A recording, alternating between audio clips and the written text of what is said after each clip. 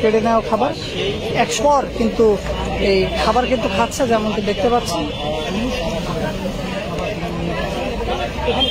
তারা বলতেছেন যে পিকেটিং এর খাবার, কিন্তু এই যে সেগুনবাগিচা হাই স্কুলটা আছে না, হাই স্কুলের পূর্ব পাশেই আমাদের যে অনুষ্ঠানটা ভিআইপি মেস, সেই স্যারের ছেলের ঘরের নাতিন হয়েছে, সেই নাতিনের খাবারের আকিকার অনুষ্ঠান, এবং সেই বিল্ডিং এর সমস্ত যারা ভাড়াটিয়া আছে সবাই জানে যে আকিকার অনুষ্ঠান।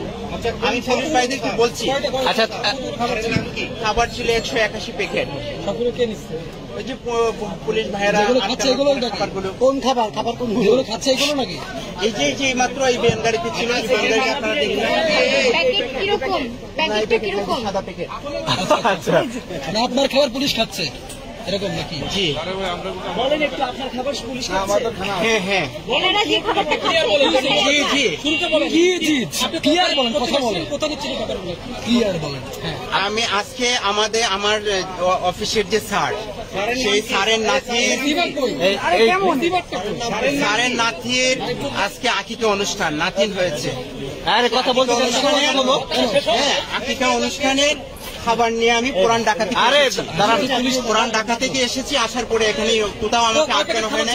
খাবার ছিল 181 প্যাকেট খাবার।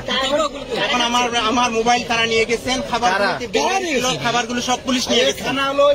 পুলিশ লোকের খাবার আনছে, এই মিছিলিতে লোকের খাবার যোগান দিচ্ছে। স্যার মিছিলের কি না সেটা তো আমার মালিককে ফোন দিলে জানতে পারতেন। আমার মালিকের নাম ইসরাফিল সাহেব। এই যে সেগুনবাগিচা হাই স্কুলের পূর্ব পাশে যে বিল্ডিং ভিআইপি মেসে, এবং আমি একটা পত্রিকার সাথে জড়িত আছি। সেই পত্রিকার নাম হচ্ছে অপরাধ তথ্যচিত্র, সাপ্তাহিক পত্রিকা। আমার কার্ডটাও পুলিশ নিয়ে গেছেন। খাবারগুলো তো এখন বেনগাড়ি থেকে পুলিশ ভাইয়েরা নিয়ে গেছেন। পুলিশ খেয়ে ফেলছে, এখন খেয়ে ফেলছে কিনা আমাকে নিয়ে তো মানে টানা হেঁচড়া শুরু হয়েছে। আমার মোবাইল তো নিয়ে গেছেন। আপনার স্যার কি করে?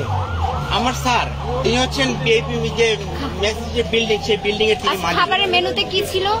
খাবারের মেনুতে ছিল মানে খাসি বিরিয়ানি। আকিকা অনুষ্ঠান উপলক্ষে গরিব দুঃখীদের মাঝে সে খাবার বিতরণ হবে তার, এবং ওই বিল্ডিং এ যারা আছেন ওই বিল্ডিং এর সমস্ত লোকদেরকে ভিআইপি মেসের সমস্ত ভাড়াটিয়াদেরকে আমরা দাওয়াত